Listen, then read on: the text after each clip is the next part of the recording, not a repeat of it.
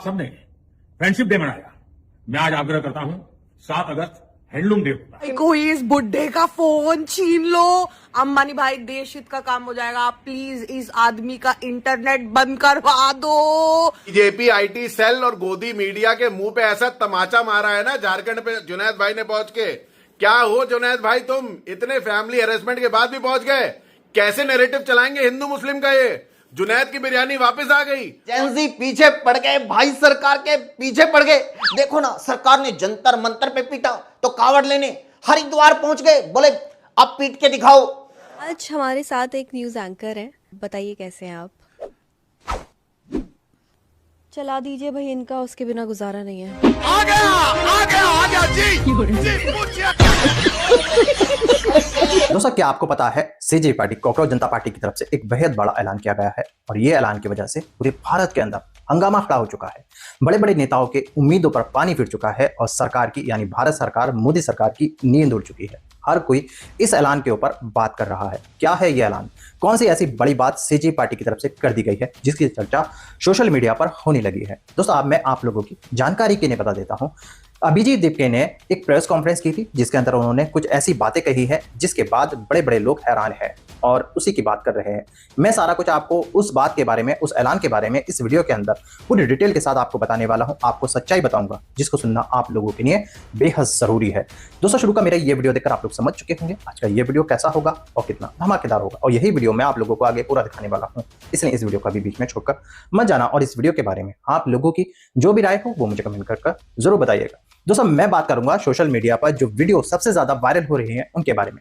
मैं आपको बताऊंगा अनभक्तों के बारे में, मैं आपको बताऊंगा रांची यानी झारखंड के अंदर जो प्रोटेस्ट हो रहा है उसके बारे में। आज के वीडियो में आपको A to Z जानकारी पूरी डिटेल के साथ मिलने वाली है, इसलिए इस वीडियो को अभी बीच में छोड़कर बिल्कुल भी मत भाग जाना, क्योंकि कुछ लोग मेरी ये खबर सुनकर और मेरी बातें सुनकर वीडियो बीच में ही छोड़कर चले जाते हैं। आपको उन लोगों को वो पूरी जानकारी नहीं पता चलती जिनको मैं बताना चाहता हूं। दोस्तों, आपको पता ही होगा अभिजीत दीपके ने यह ऐलान किया था अभी कुछ दिन पहले कि हम बहुत जल्द दूसरा प्रोटेस्ट शुरू करने वाले हैं। लेकिन दोस्तों, कल जो उन्होंने प्रेस कॉन्फ्रेंस की है अभिजीत दीपके ने, उसमें कई लोग शामिल थे। इस प्रेस कॉन्फ्रेंस के अंदर उन्होंने एक बात कही है और एक ऐलान किया है कि इस बार जो प्रोटेस्ट होगा, जो हम जवाब मांगेंगे वो चुनाव आयोग की तरफ से जवाब मांगेंगे और हमारे जो देश की जो अदालतें हैं जिनके अंदर जज बैठे हैं उनसे हम सवाल करेंगे और उनके जवाब हमें चाहिए। इस तरह की बातें कॉकरोच जनता पार्टी की तरफ से की गई हैं। आज आपको इस वीडियो के अंदर सारा मामला पूरी डिटेल के साथ देखने को मिलेगा। क्या है ये मामला, किस तरह का प्रोटेस्ट होने वाला है इस बार? क्या चुनाव आयोग से इस्तीफा लिया जाएगा या चुनाव आयोग के लिए कुछ ऐसे कानून बनाने की मांग की जाएगी इसकी जरूरत पूरे भारत को है? जी हाँ दोस्तों, अब देखना यह होगा कि सीजेपी पार्टी क्या करेगी। क्या चुनाव आयोग के खिलाफ वो प्रोटेस्ट करेगी या भारत की अदालतों, भारत के जजों के खिलाफ वो प्रोटेस्ट करने वाली है? अब क्या होने वाला है दोस्तों? इस ऐलान के बाद पूरे भारत में कहा जा रहा है, पूरे भारत के अंदर बड़े बड़े लोग ये कह रहे हैं कि सीजेपी पार्टी के अब जो प्रोटेस्ट होगा इसकी वजह से बहुत बड़ा बदलाव हो जाएगा, बहुत बड़ा ऐसा बदलाव होगा जिसकी चर्चा सब जगह होगी। दोस्तों, अब मैं आपको वो वायरल वीडियो दिखाने वाला हूं जिसको देखना आप लोगों के लिए बेहद जरूरी है और आपको ये सारी वायरल वीडियो देखकर पूरी डिटेल के साथ जानकारी मिलेगी। मगर दोस्तों, ये वायरल वीडियो दिखाने से पहले मेरी आपसे गुजारिश है आज का ये वीडियो पूरा एंड तक जरूर देखना और अगर आप मेरे चैनल पर नए आए हो चैनल को जरूर सब्सक्राइब करना, साथ में इस वीडियो को दूसरे लोगों में शेयर जरूर करना। चलिए दोस्तों, पहले आप ये वायरल वीडियो देखिए फिर आकर मैं आपसे बात करता हूँ। देखिए, टेलीकाउंटर बंद होने के बाद 15 सेकंड तक नहीं बोल पाएंगी, समझिएगा इस बात को। टेलीकाउंटर पर बोलने में और ज्ञान लेकर के किसी को ज्ञान देने में बहुत ज़्यादा फर्क है। जिसको झालमुरी और मेलोडी से टाइम नहीं निकाल पा रही, ये तो नहीं चलेगा कि तुम्हारी फाइलों में देश का मौसम गुलाबी है मगर ये आंकड़े झूठे और ये दावा किताबी है। मेलोडी झालमुरी अच्छी लगती है, खानी चाहिए, सारी चीज़ है, लेकिन अगर देश के युवाओं की बात देश के शिक्षक कर रहे हैं, मुफ्त में शिक्षा देने का काम कर रहे, तो उनके ऊपर काहे टिप्पणी कर रहे हो बिना मतलब के? आज हमारे साथ एक न्यूज एंकर है, बताइए कैसे हैं आप? चला दीजिए भाई इनका, उसके बिना गुजारा नहीं है। आ गया जी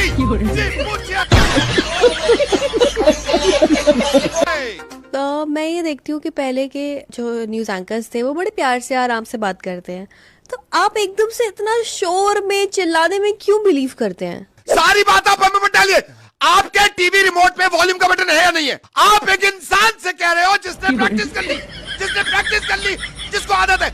आप कम करो ना, आप कम करो। 2 पे होता है वॉल्यूम, म्यूट पे करिए ना। अच्छा ये बताइए, आपने एक न्यूज एंकर बनने का ही क्यों सोचा? गुस्सा आता था ना मेरे को, जैसे मैं बचपन में हमारे पड़ोसी से लड़ाई हो रही है, पड़ोसी इधर आ, तेरी पार्किंग यहाँ लगेगी, आ तू, मैंने इसको कैश किया मैडम। पहले के टाइम पे ना जो न्यूज एंकर्स होते थे वो रिस्क लेते थे। जैसे अभी मॉनसून का हाल ही देख लीजिए, काफी जगह बहुत बुरा हाल है, तो वो जाते थे उस जगह पर। लेकिन अब आप लोग नहीं जाते हो, अब स्टूडियो से कर देते हो सब। इसका मतलब स्टोन एज में आप, स्टोन एज में जो टेक्नोलॉजी का यूज नहीं कर रहे, स्टोन एज में मॉनसून है, पानी जमा हो गया, यहाँ से रिपोर्टिंग करिए आप घर पे भी ऐसी ही बात करते हो अपनी वाइफ से? नहीं, यहाँ आप गलत है, वो मेरे से भी तेज बात करती है, मतलब मेरी तो बहुत कम होती है, मैं कहता भी हूँ यू आर एन इंस्पिरेशन। अच्छा, एक बात जो मैं हमेशा से जानना चाहती थी और हमेशा से पूछना भी चाहती थी, मुझे ऐसा लगता है, कैसे लगता है आपको कैसे क्यों लग रहा है आपको लग कैसे सकता है? एज अ ह्यूमन बीइंग आपको लगेगा, आप ये चाहेंगे कि आपको लगे आज 9:30 बजे इसी पे चर्चा करूंगा कि लग कैसे रहा है।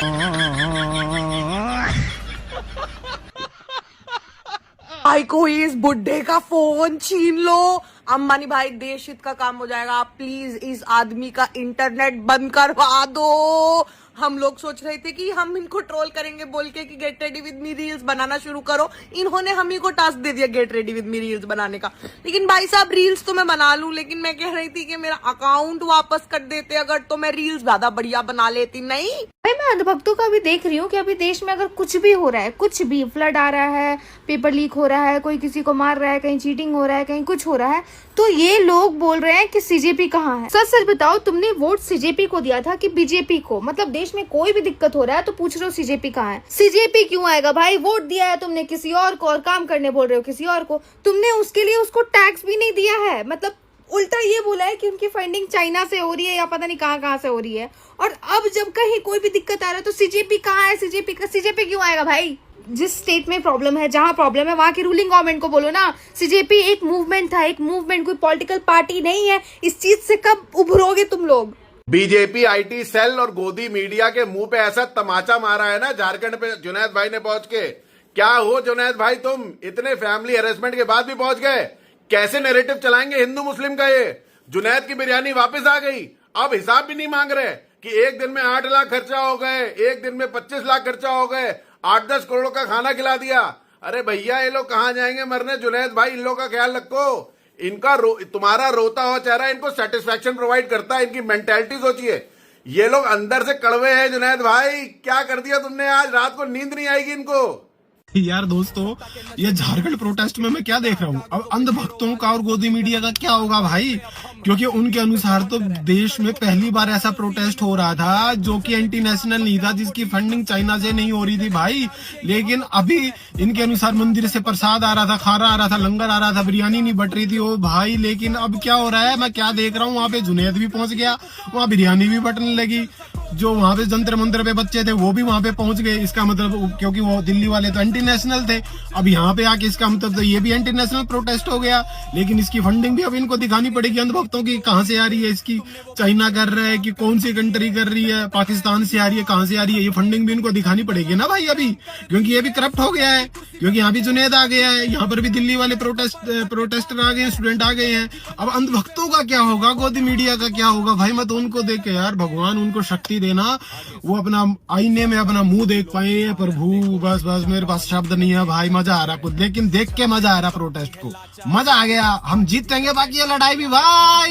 ये जेंजी पीछे पड़ गए भाई, सरकार के पीछे पड़ गए।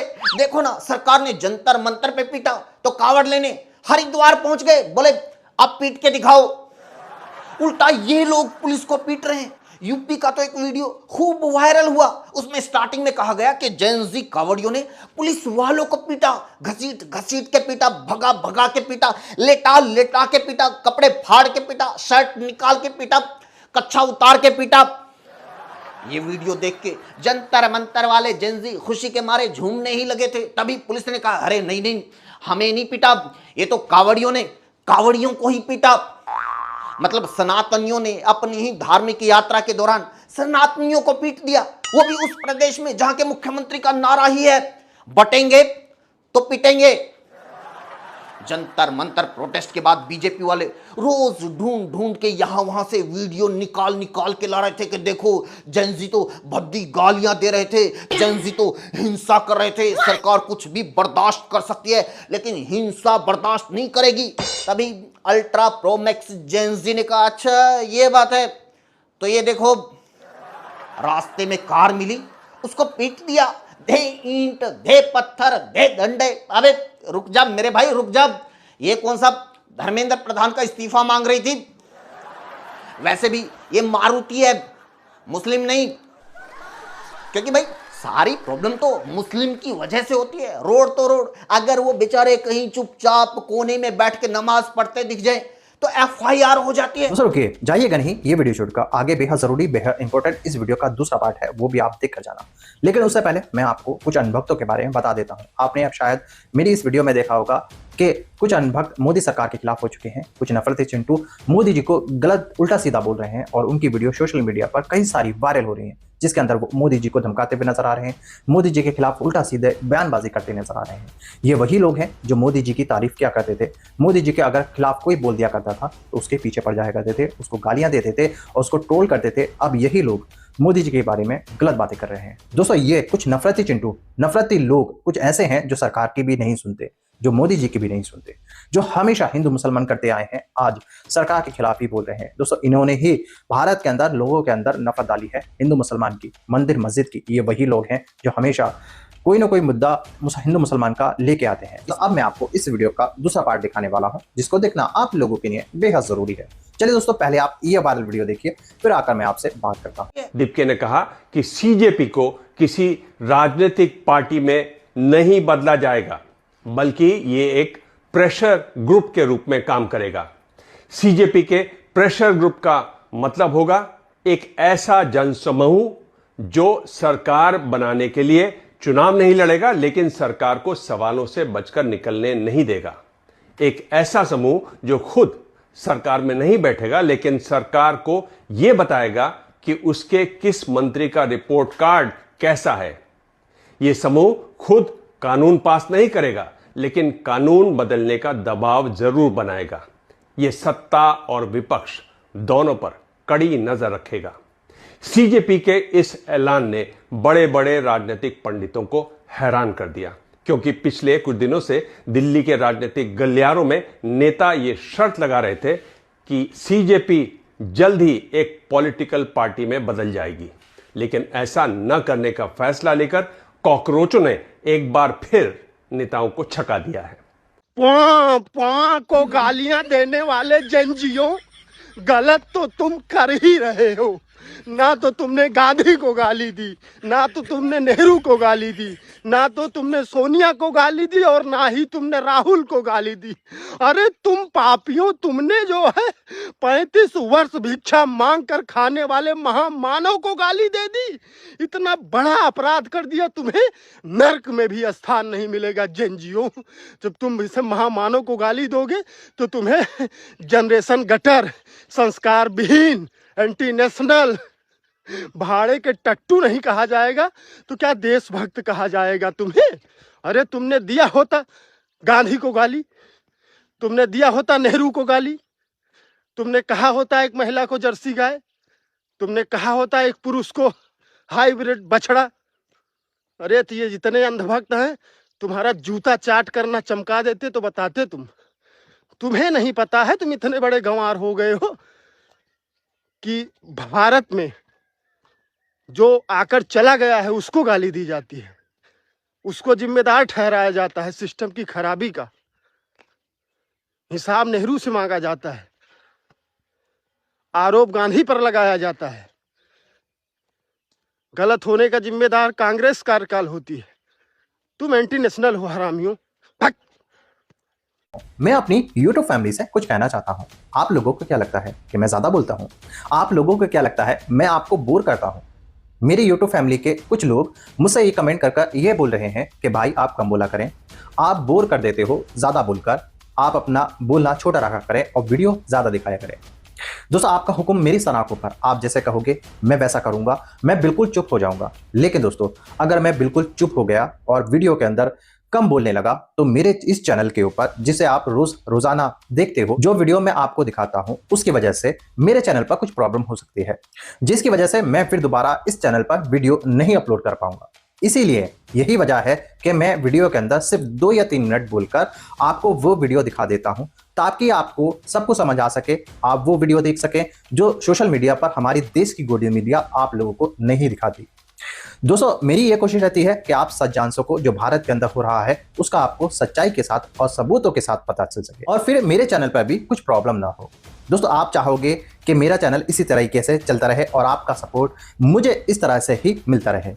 दोस्तों इसी वजह से, यही कारण है कि मैं इस तरह से 2 या 4 या 5 मिनट ही बोलकर आपको वो वीडियो दिखाता हूं जिसके आप हकदार हो और जो आप देखना चाहते हो। दोस्तों पिंकी चौधरी का आपने नाम सुना होगा, ये वो आदमी है, इसके अंदर मुसलमानों के लिए इतना जहर भरा पड़ा है, ये हर टाइम मुसलमानों के लिए उल्टी सीधी बातें करता है, मुसलमानों के लिए गलत सलत बातें क्या करता है। दोस्तों ये वही आदमी है जो हमेशा मुसलमानों का कुछ भी हो उसमें टांग अड़ाता है। दोस्तों इसकी न जाने कितनी वीडियो ऐसी हैं जो सोशल मीडिया के ऊपर वायरल है, जिसके अंदर इसने सिर्फ और सिर्फ नफरत फैलाई है और लोगों को बर्बाद करने की कोशिश की है। इसके कुछ साथी हैं जिसका नाम दक्ष चौधरी, अक्कू पंडित और ये अभिषेक ठाकुर, और एक अपने आप को हिंदू शेरनी बताती है जिसका नाम रिद्धिमा शर्मा है।